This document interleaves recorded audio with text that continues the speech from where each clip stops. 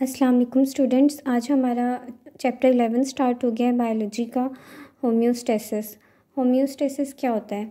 Homeostasis पहले मैं आपको सिंपल वर्ड्स में बता दूं कि हमारी बॉडी को एक स्पेसिफिक जगह पे मेंटेन रखना, ये होम्योस्टेसिस होता है, एक इक्विलिब्रियम पॉइंट पे। मतलब ये एक इक्विलिब्रियम पॉइंट है, इससे ना ऊपर जाएगा ना नीचे जाएगी, जो भी बॉडी की कंडीशन हम डिस्कस कर रहे हैं। ठीक है, ये होम्योस्टेसिस होता है। अब मैं इसकी डेफिनेशन बता दूं, होम्योस्टेसिस क्या होता है। Homeostasis is the maintenance of internal conditions in equilibrium. ठीक है, despite changes in external environment. मतलब बाहर के एनवायरनमेंट में जितनी भी चेंजेस होती रहे, हमारी बॉडी जो है वो अपनी आप को मेंटेन रखेगी उसी इक्विलिब्रियम पे जिस पे वो है। अब इसकी मैं एग्जांपल्स आपको बता दूं।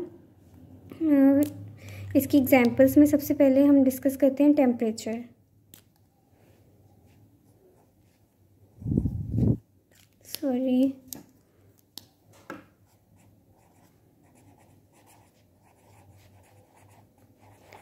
टेम्परेचर डिस्कस कर लेते हैं।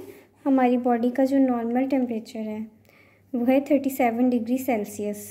क्या है हमारी बॉडी का नॉर्मल टेम्परेचर? 37 degree Celsius. हमारी बॉडी ने इसको 37 पे ही मेंटेन करना है, चाहे बाहर का टेम्परेचर 40 है, 45 है, लेकिन हमारी बॉडी का टेम्परेचर 37 पे ही रहना है। ठीक है, ये होम्योस्टेसिस होता है।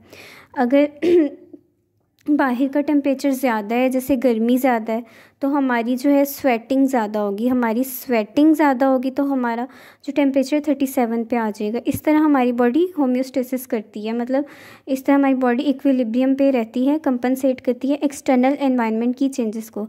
इसी तरह अगर बहुत ज़्यादा सर्दी है तो हमारी जो है हेयर होते हैं स्किन पे, वो खड़े हो जाते हैं। ठीक है, वो इंसुलेशन प्रोवाइड करते हैं ताकि हमारी बॉडी से हीट लॉस ना हो। तो ये मैंने आपको एक एग्जांपल दे दी होम्योस्टेसिस की, which is temperature. Second example is blood glucose.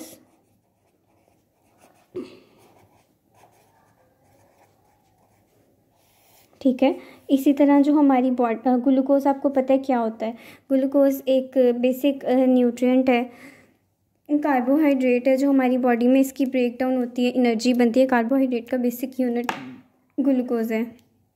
ठीक है, अब ग्लूकोज जो होता है इसका नॉर्मल लेवल होता है 126 मिलीग्राम पर डेसीलीटर। ठीक है, हमारी बॉडी ने इसको इसी पे मेंटेन रखना है। ये मैंने आपको फास्टिंग ग्लूकोज का लेवल बताया, आपको याद रखने की ज़रूरत नहीं है। ठीक है, अगर इस पे ही मेंटेन रखेगी, हम जितना भी खाना पीना खा रहे हैं, ठीक है, 126 जो है फास्टिंग हमारी ग्लूकोज होगी, और खाने के बाद हमारी 200 तक रहती है ग्लूकोज। इससे कम मतलब 126 से 200 तक हमारी ग्लूकोज रहनी चाहिए। ठीक है, ये हमारी होम्योस्टेसिस है। अगर ये होम्योस्टेसिस ख़राब हो जाएगी, ठीक है, तो डायबिटीज़ मेलाइटस हो सकती है। अगर ग्लूकोज इससे ज़्यादा हो जाएगी, ठीक है, वो डायबिटीज़ मेलाइटस, तो वो डिजीज़ हो जाती हैं डिफरेंट। ठीक है, मतलब हमारी बॉडी ने इसको ग्लूकोज लेवल्स को नॉर्मल रेंज में रखना है प्रॉपर फंक्शनिंग के लिए, इसको होम्योस्टेसिस कहते हैं। ठीक है, थर्ड एग्जाम्पल मैं आपको इसकी बता दूँ। इसकी एग्जांपल मैं आपको फर्दर बता दूं कि जिस तरह हमारी बॉडी में डिफरेंट सॉल्ट्स होते हैं और वाटर होता है। ठीक है, वाटर एंड सॉल्ट्स, हमारी बॉडी में इनकी एक स्पेसिफिक कंसंट्रेशन होती है। ठीक है, मतलब हमारे सेल्स के अंदर वाटर एक स्पेसिफिक अमाउंट में होता है, सॉल्ट्स एक स्पेसिफिक अमाउंट में होते हैं। ठीक है, और हमारे सेल्स के बाहर जो इन सेल्स के बीच में स्पेसेस होती हैं उसमें वाटर एक और अमाउंट में होता है, और सॉल्ट्स भी और तरह के अमाउंट में होते हैं। ठीक है, ये सब कुछ मेंटेन रखती है हमारी बॉडी इक्विलिब्रियम में। ठीक है, बहुत से मैकेनिज़म्स होते हैं, इसमें आपको डिटेल में जाने की बिल्कुल ज़रूरत नहीं है, इसको होम्योस्टेसिस कहते हैं। अब मैं आपको होम्योस्टेसिस की टाइप्स बता दूं। इसमें हमारे पास फर्स्ट है osmo regulation. What is osmo regulation? Osmo जो है ऑस्मोलैरिटी से निकला है वर्ड। ऑस्मोलैरिटी क्या होता है कि डिफ्यूजन ऑफ वाटर मॉलिक्यूल्स, मतलब ये वाटर एंड सॉल्ट से रिलेटेड है। वाटर एंड सॉल्ट मॉलिक्यूल्स की जो डिफ्यूजन होती है उसे ऑस्मोसिस कहते हैं। ठीक है, osmo regulation is the regulation of water and salt with in the body.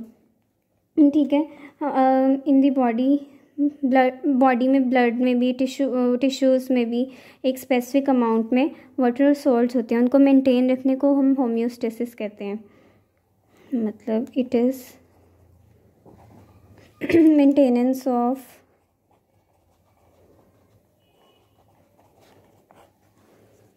salts and water concentration। Sorry, मेरा पेन थोड़ा लाइट चल रहा है, मैं कोई और यूज़ करती हूँ। ठीक है, it is called osmo regulation. Next one is thermo regulation.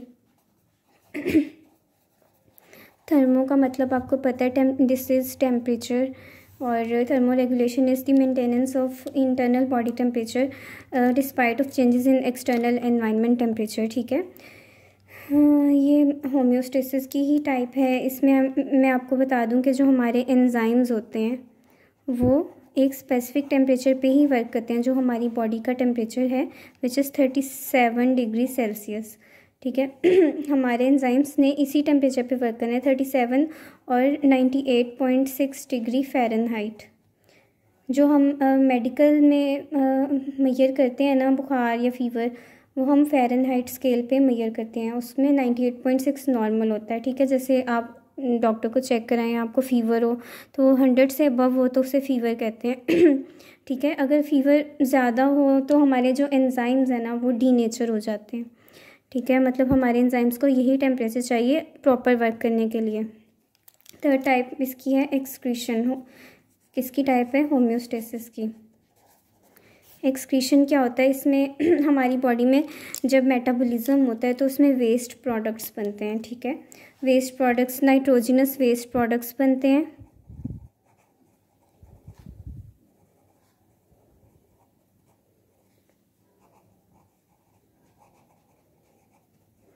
इनकी एक्सक्रीशन होती है किडनी से।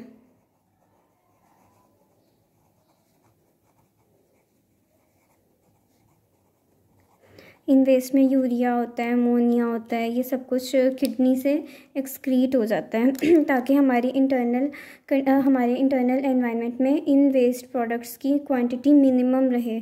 मतलब ये हमने कम से कम रखनी है। कोशिश हमारी बॉडी करती है कि ये नाइट्रोजनस वेस्ट प्रोडक्ट जो कि प्रोटीन मेटाबॉलिज्म से बनते हैं, इनको रिमूव करती रहे, तो इसे एक्सक्रीशन कहते हैं, और ये भी एक टाइप है होम्योस्टेसिस की। इसके साथ हमारे इस चैप्टर का इंट्रोडक्शन कंप्लीट हुआ। इसके नेक्स्ट टॉपिक में हम होम्योस्टेसिस इन प्लांट्स डिस्कस करेंगे। Thank you so much. अल्लाह हाफिज़।